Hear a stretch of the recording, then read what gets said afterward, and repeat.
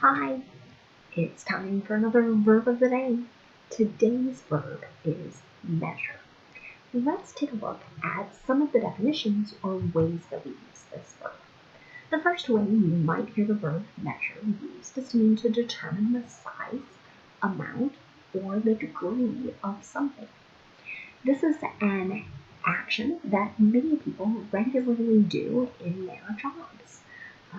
People like cooks and chefs will measure the amounts of certain ingredients in order to cook. The same with anyone in baking. Many carpenters will measure things, right, to get the right size for something that they're building. Engineers, architects, even doctors and other scientists are regularly determining the size, amount, or the degree of something. A second way that's very close in meaning, but a second way to use measure is to mean to be of a certain size. I was recently watching some track and field, and I was watching the long jumpers, right? And after somebody jumped, right, they might say, well, that jump measured, and then they would have the distance in feet or meters. A third way to use the verb measure is to mean to take an exact quantity or fixed amount of something. So again, as you can see, all of these basic definitions are rather interconnected, talking about size, amount, etc. You should know that measure is a regular verb. To make the progressive tense, we're going to drop the E on this verb and then add ing to form measure. To form the past tense and participle form of this verb, we just need to add the letter D because this verb already ends in an E. The base verb, measure, ends in this voiced R sound. So our past tense ending is going to make a D sound. Measured, measured. Now let's spend a few minutes looking at phrasal verbs. The first one is measure off. This means to measure something and mark the beginning or ending of it. You might also think of marking sort of the edges of something. Here's an example. She measured off 3 yards of fabric to make a dress. So this action is occurring before kind of cutting and separating it from the larger collection of fabric. A second phrasal verb you might hear is to measure out. Again, this comes back to our basic meaning of finding the right size, quantity, amount, right? But here, the measure out, now we're removing it from something larger, like a larger amount.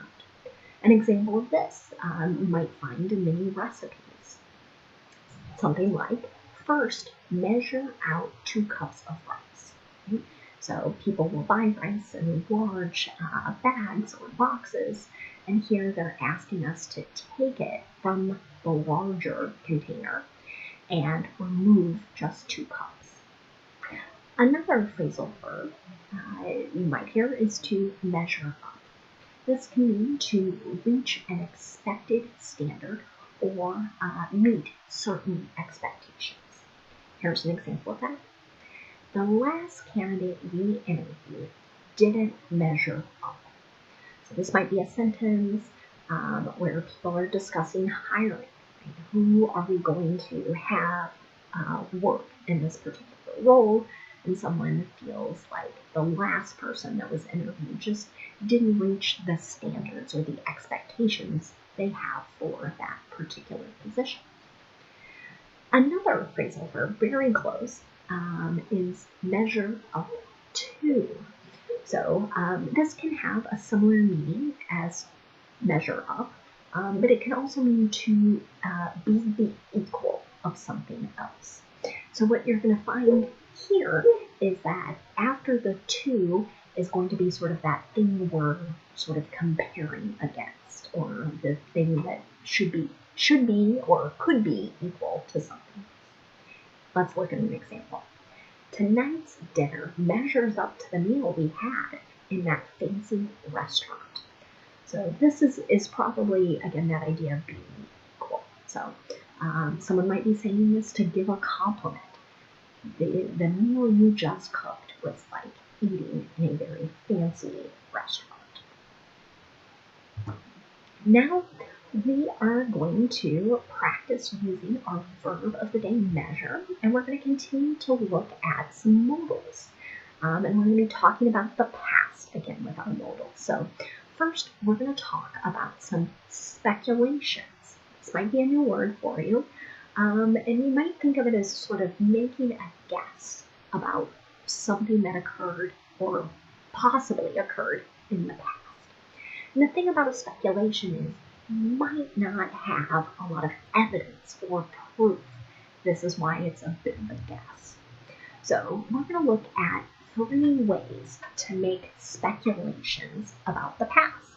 And they're all going to be a little bit similar. We can use the modal may, we can use the modal might, or we could use the modal could. So we're going to pick one of those 3, and then we'll use have, and then the participle form of the verb. So I have 3 different examples for you. I've seen this may have measured, might have measured, could have measured, used in a lot of scientific ways as scientists try and collect some evidence, but they might not have a lot to think about things that may have occurred in the past. So let's look at our 3 sentences. The giant squid may have measured 12 feet long. Right? So again, maybe this is based on sort of the remains, things that were left behind. Another example, the 10,000-year-old earthquake might have measured 7.2 on the Richter scale. So you may be aware that we tend to measure, so many different things, but earthquakes are one, and we have a specific way of determining kind of like how powerful the earthquake was, and that's what's being referenced here. Our third example, this dinosaur could have measured 8 feet from head to tail. So again, this is based on maybe some limited evidence that exists. Okay? So that's how we make affirmative speculations. Of course, we might need to make a negative speculation about the past. We'll look at that. We can use may not have measured. To do that, we could also use might not have measured. But if we use could not have measured in our sentence, and you'll see my note here, we're generally referring to something that was impossible. There's just no way, no evidence, no proof. So let's look at our example sentences here. Their investigation may not have measured up to current standards. So again, this is making a bit of a guess based on limited proof or evidence. It would have the exact same meaning if I had said their investigation might not have measured up. Okay? So my second negative example there, he could not have measured the salt correctly. What's different about this is, again, this idea of impossible. Based on how this tastes, there's no way it could have been done correctly. So before we look at making a yes or no question, let's talk a little bit about conclusions in the past tense. Again, we're using modals here to now discuss something where there perhaps is more evidence, more proof. So to talk about conclusions in the past, we can use must have and then our participle form the verb, or we could use had to have and then the participle form. So again, let's take a look at 2 of our examples. The seamstress must have measured it earlier today. So This is a bit of a vague sentence here. I did it more so you could kind of see the structure, but there must be some evidence or proof somewhere that proves the seamstress measured this particular item. Another example, they had to have measured the air pollution levels right after the rain. So someone might be saying this because they're shocked by how low it is in an area or city that perhaps is known for more significant air pollution. Let's look at making a negative conclusion about the past. We are going to use must not have and then the participle form of our verb to do this. So we're not using a negative of the second one. So just must not to talk about a negative conclusion. Here's another example. Louisiana's happiness levels were very low, so they must not have measured during Mardi Gras. I saw a report recently ranking various U.S. states, talking about sort of how happy or how much joy people generally had in these places. And I then saw someone sort of making a bit of a joke. If you're not aware of what Mardi Gras is, it's simply put a gigantic party that can go on quite a while or for some time leading up to Lent.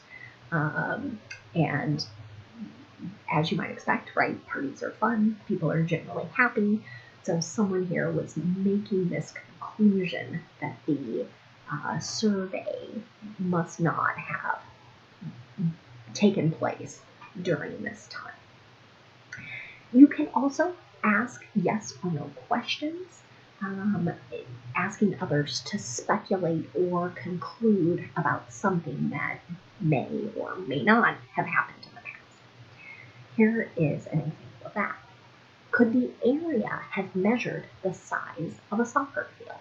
Okay, so here you might be asking someone to speculate. We're only using the modal could to form this question. Right? And if you wanted to answer this affirmatively, right, you could say, yes, it may have, yes, it might have, yes, it could have. All of those would work. With negative, I would, again, I guess, based on how certain you are, how much proof, you might stick with no, it may not have, or no, it might not have. If you say no, it could not have, right, that's implying it's impossible. So there must be some evidence or proof in that situation. Now let's spend just a little bit of time looking at some words that are related to our verb measure. And the first word we're going to look at is just the noun form of this word. Same spelling, same pronunciation, but there are a number of different ways this noun measure gets used. We're just going to look at two. The first way you might hear it, particularly if you're following news, politics, etc., you might hear it being used to describe a plan, a bill, a course of action that is taken in order to achieve some purpose. Here is an example of that. What new measures have been proposed in Congress? So here, what bills, what plans have been suggested? A second way to use the noun measure is to refer to a basis or a standard of comparison. Here's an example of that. Is wealth a measure of happiness? Is this a way to compare who is or isn't happy? The next word we're going to look at is the noun measurement. This is the action of measuring something. An example of that. Our measurements need to be accurate for this to work. So if we're using a ruler to build something, again, we need to be precise in order to successfully build this particular item. Another word you might hear is the adjective measurable.